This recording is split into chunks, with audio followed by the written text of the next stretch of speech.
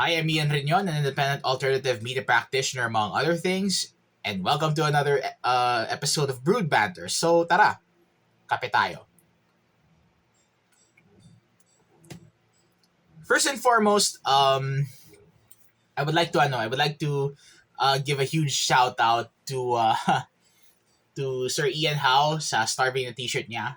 And this is basically me promoting his brand sa Sarap Mag Bike Shop, or even even his business sa Sarap Mag Bike Shop. Since I have this, pinopromote ko na din yung yung brand niya. And yun nga, you can check out the link in the description below to his Shopee store, or to his Shopee site. Pero kung gusto niyong padyakan yung yung physical location nila, dalawang locations yan. Mindanao Avenue and Muntinlupa. Nakuha ko to sa Muntinlupa kasi mas malapit siya sa Intrepid HQ. So, this video is not sponsored by Team Apple, pero pinopromote ko lang yung branding nila. And presko siya sa katawan, whether pumapadyak ako or ginagamit ko to pang commute, or as they say, pinagbabawal na technique. Anyway, the reason why I am having that cycling promotion is because I posted last night about smurfing. Now, if you don't know smurfing means taking advantage of a competition by the technicalities, or the technical advantages that someone has. For example, for example, some YouTube creators on this platform are professionals in their field, and they are basically doing their expert opinion on things. They're saying na every other person commenting about this shit, they're not experts, unless they are colleagues of mine, or unless they are of equal um qualifications as I have. So that's smurfing. And it's more applied to sports. Sorry, bagong gising na ako, mga kababayan. It's more applied to sports, and uh, maraming examples yan sa Amerika.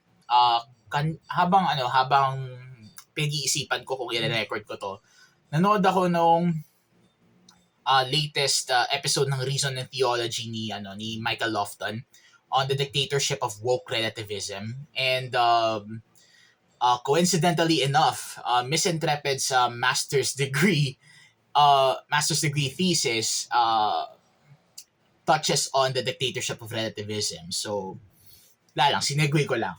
Anyway, so back to cycling. Yun nga, nagkaroon ng smurfing incident sa isang bike race kamakailan. And this cyclist,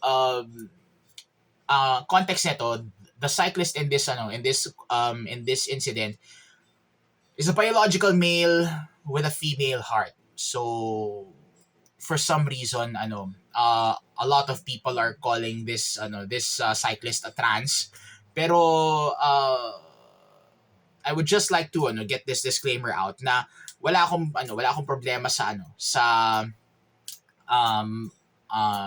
sa kung ano man ang gusto nyong gender identity. Kung girl, boy, bakla, tomboy, butiki, baboy, walang problema doon.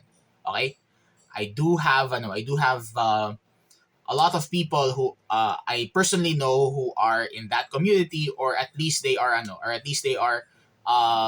expressing themselves as people who are not really typical of their gender. So marami akong mga kaibigan na bakla. And the what's good about these guys is they're towing the line. This cyclist is not. Frankly speaking, kasi nag-smurf siya sa competition eh. uh, biological male pero pusong babae, kaya sinundan niya yung puso niya, kumarera siya kasama ng mga babae, and ironically, this guy got second place. Natalo pa rin siya ng biological female. And that's the irony of ironies. And since pinost niya yun sa social media na nagpapasalamat siya na naka-podium finish siya. Of course, a lot of people are questioning it, and rightfully so, kasi bakit ka nga naman dito kakarera sa isang category na talagang magdo-dominate ka. I mean, it's one thing to promote inclusivity, but it's another to promote supremacy. And I think this is one small example of such. Do you know what's happening across the Pacific nowadays? Across the Big Blue? It's just a big can of worms, kasi you got cases like Lia Thomas and all those transgender athletes na and the natural female athletes in those situations are complaining na nadi-disadvantage sila. It's not fair para sa kanila kasi nga naman akala ko ba women empowerment, bakit may lalaki sa competition namin, biologically male competitor, dahil lang ba pusong babae siya and all that shit. They're saying na okay lang naman na mag-compete sila basta may category sila eh. But then again, I would also take on the devil's advocate here at sasabihin nila na discriminatory naman yung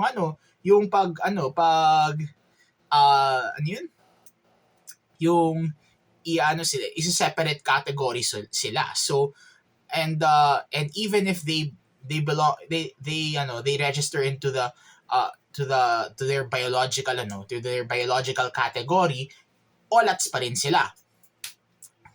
Here's the thing, okay? There's nothing wrong with asserting oneself, whether on the road, in a long distance ride, or in this case in the races. And but being assertive of who you are while unknowingly disadvantaging others just to get ahead is a big no-no in any aspect of cycling. Kasi ang pinaka unwritten rule, ang pinaka importanteng unwritten rule sa pagpadyak sa pagiging isang siklista ay respeto. Respect. If you can't respect the if you can't respect the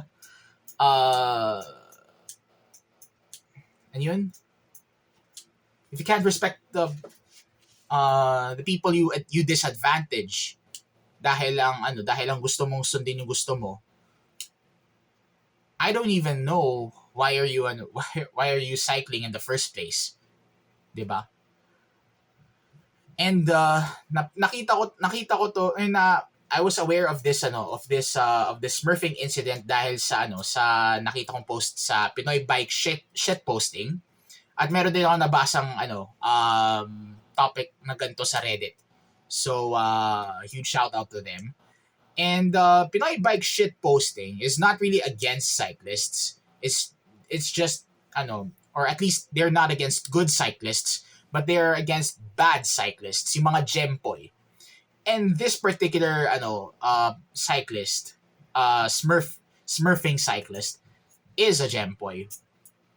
And marami na rin ang nagagalit sa cycling community na that's unfair.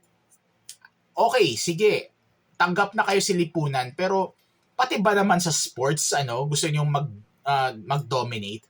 Diba? That's just that's just the what I said is just the comments that I read from these uh from the posts that I just read. So I'm just reflecting what these people are saying, because smurfing a competition just because of one's preferred gender or identity is unfair for their biological or straight counterparts. Pero kasi yun nga, ang irony dito, yung nag-smurf second place lang. Natural na babae pa rin yung yung nasa top podium. So I think uh tayo to, task completed horribly, in as a position to task failed successfully. So ayun, because at ito ay naka-address na sa lahat ng mga siklista.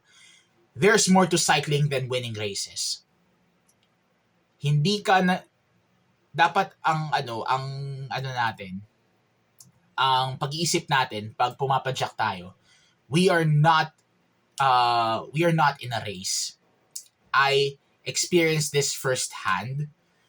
Alam ko na kailangan ko lang na kalabanin ng sarili ko, but I took it too far. A few weeks ago, and may shinare ko na to sa isang live BREWED banter dito sa YouTube din. A few weeks ago, I tried to ascend a climb malapit sa INTREPID HQ, because I attended the visitation of the relic of Saint Therese. Tapos nung pauwi na, tanghaling tapat, tapos hinataw ko yung ahon. The result is me. The result was the result was me having experienced heat exhaustion, maybe even a heat stroke. Buti na lang hindi lumala, pero that was ugly. That was absolutely ugly. I was competing with myself. It's basically a race, an internal race with myself, na kailangan kong higitan yung ginawa ko dati. And I suddenly realized it's not good. And that's the reason why in the first place hindi ko na pinapangarap kumarera. Kasi hindi naman talaga ako pang racing talaga. Chill rider lang talaga ako. It's just that pinush ko lang yung sarili ko. I just pushed myself too far. And tumatanda na rin ako, kaya I just have to accept na there are things that I can no longer do as much as I love to. So, yun. That's life. But then again, there's more to cycling than winning races. In fact, marami sa mga in response to this smurfing incident, may iilan na siklista na ina-identify nila ang sarili nila na bilang parte ng LGBT community. They're saying the smurfing incident was really a bad representation of what the community is. Sila na mismo nagsasabi na mali yung ginawa nila, master. Bakla din ako, pero hindi rin ako sabi nila bakla sila, pero hindi sila sumasama sa ganyang category, especially male homosexuals or male biological males. may mga iba sa kanila na kung may LGBT category dun sila, pero kung wala, dun sila sa biological category nila, and they don't really care if they win or not. And you know, I raise a toast to them kasi at least not they're not I don't want to say that they're towing the line, pero alam niyo yun, they're basically the voice of reason in their own community. Na okay, sige, tanggap na sila ng lipunan, but they have to more needs to be done to accept that uh uh the biological divide is a real thing. It's science, and whether we like it or not, it is what it is. So I raise a toast to these people, yung mga nagsasabi na mali yung ginawa ng Gempoy na yon. And I just hope that you would ride safe, you would keep riding safe, and see you on the road. So sana lang humupa na yung heat shit dito sa Metro Manila. So anyway, I've been rambling too far. To all of you who have been cycling as well, ride safe, mag-helmet kayo lagi. Huwag ninyong gastusan ng cleats, helmet lang, okay? Kasi ulo ang importante, hindi paa, okay? Cheers.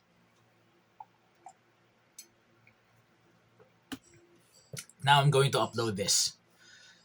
And I hope there's not gonna be any backlash. So, with all that said, this is INTREPID and Riñon reminding you to at all times be the salt of the earth and the light of the world. Until then, look alive, stay alive, keep your coffee sweet and your comments salty. And as always, thank you for watching. From here in INTREPID HQ, see you next time. Ian out.